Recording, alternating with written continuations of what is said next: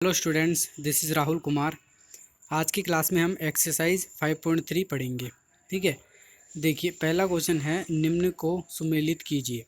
अब यहाँ पे आपको 5 क्वेश्चन दिए हुए हैं ये, और आपको सुमेलित करके बताना है कि कौन सा किसके साथ सुमेलित होगा। ठीक है, देखिए पहला है ऋजुकोण। ऋजुकोण मैंने आपको बताया था कितना डिग्री होता है, 180 डिग्री।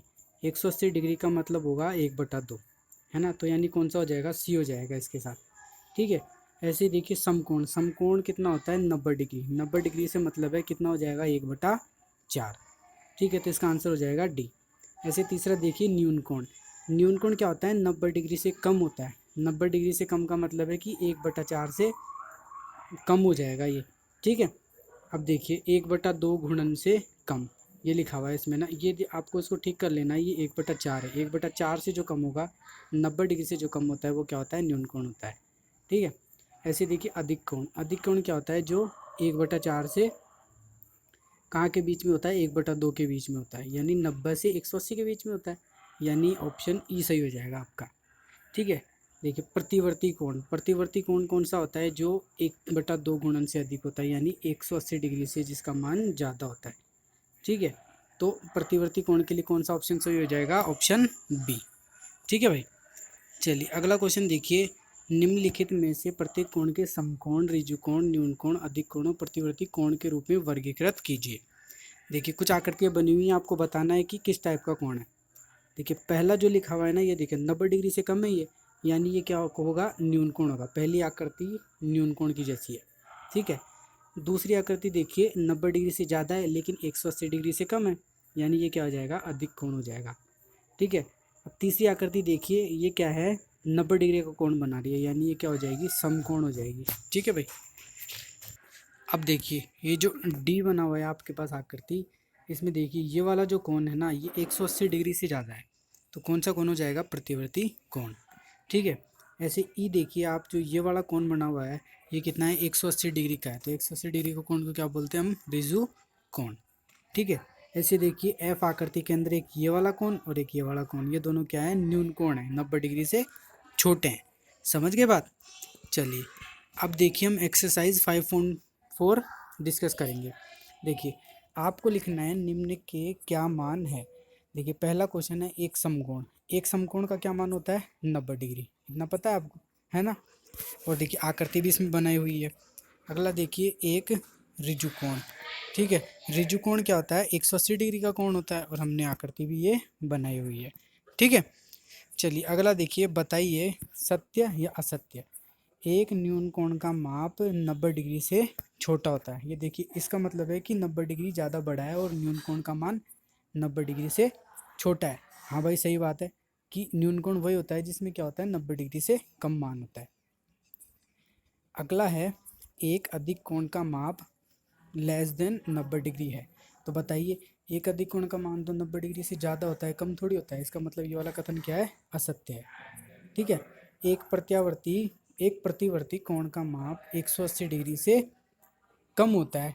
हाँ भाई ठीक है, ये देखिए इसमें गलत लिखा हुआ है, प्रतिवर्ती कोण का मान 180 डिग्री से ज़्यादा होता है। ये जो चिन्ह है नहीं, ऐसे लगना चाहिए। ठीक है, तब ये कथन क्या होगा, सत्य होगा, वरना असत्य है।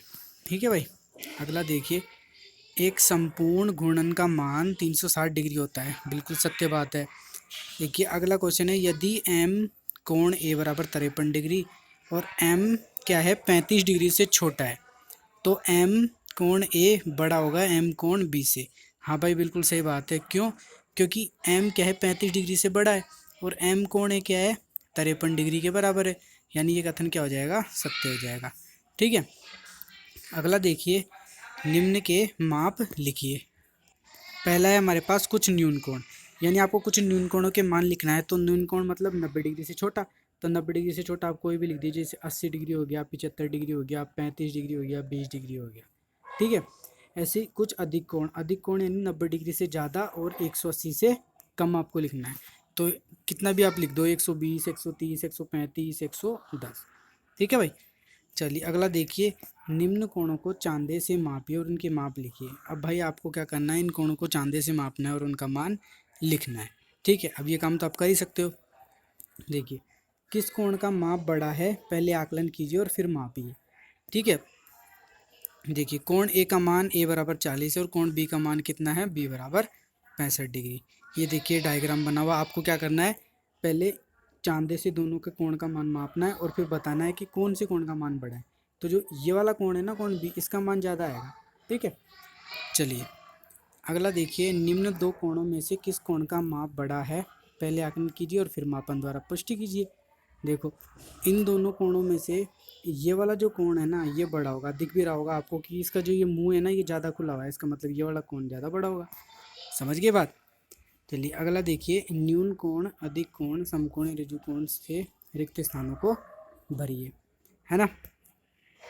पहला देखिए, वह कोण जिसका माप एक समकोण के माप से कम है, क्या होता है वो, न्यून कोण होता है ना। दूसरा है वह कोण जिसका माप एक समकोण के माप से अधिक है, यानी वो कोण कौन सा हो जाएगा, अधिक कोण। ठीक है, अगला है वह कोण जिसका माप दो समकोण के योग के बराबर है। दो समकोण का मतलब है 180 डिग्री, यानी वो कोण कौन सा हो जाएगा, ऋजु कोण। ठीक है भाई, यदि दो कोणों के मापों का योग समकोण के बराबर हो तो प्रत्येक कोण होता है। देखो किन्हीं भी दो कोणों के मापों का योग अगर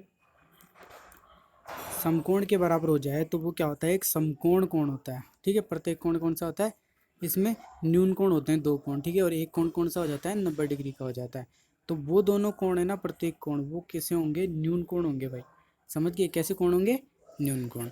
यदि दो कोणों के मापों का योग एक ऋजु कोण के माप के बराबर है, इनमें से एक कोण न्यून कोण है तो दूसरा कोण होना चाहिए। देखो कोई भी दो कोण है उनके मापों का योग यानी ए प्लस बी बराबर क्या है, 180 डिग्री के बराबर है।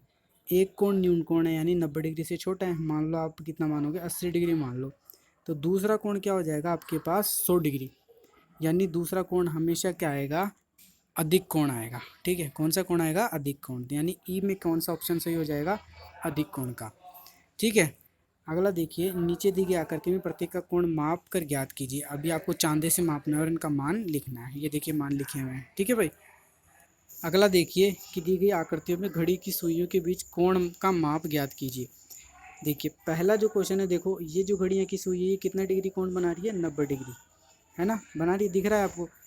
दूसरे वाले क्वेश्चन में कितने डिग्री कोण बना रही है, 30 डिग्री। कैसे, देखिए ये यहाँ पे होता है ना, तो ये 90 डिग्री होता है।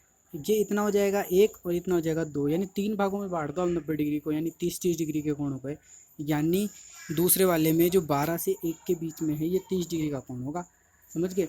अब देखिए 12 से 6 के बीच में तो पूरा ही कोण बना हुआ है कितना, 180 डिग्री। ठीक है ना, आई बात समझ में। चलिए अगला देखिए कि दी गई आकृति में चांदा 30 डिग्री दर्शा रहा है। इसने बता रखा है कि भाई 30 डिग्री का कोण है। इस आकृति को एक आवर्धन शीशे द्वारा देखिए, क्या यह कोण बड़ा हो जाता है, क्या कोण का माप बड़ा हो जाता है। तो ये वाला इस क्वेश्चन का सॉल्यूशन हो गया। ठीक है, मापिए और प्रत्येक कोण को वर्गीकृत कीजिए। अब आपको क्या करना है, जैसे ये दे रखा है ना, इसमें सारे कोण को माप के इसमें आपको लिखना है और ये भी बताना है कि कौन से टाइप का कोण है, भाई न्यून कोण है, अधिक कोण है, ऋजु कोण है। समझ गए बात। ठीक है, तो ये आपको चांदी से करना है ये काम।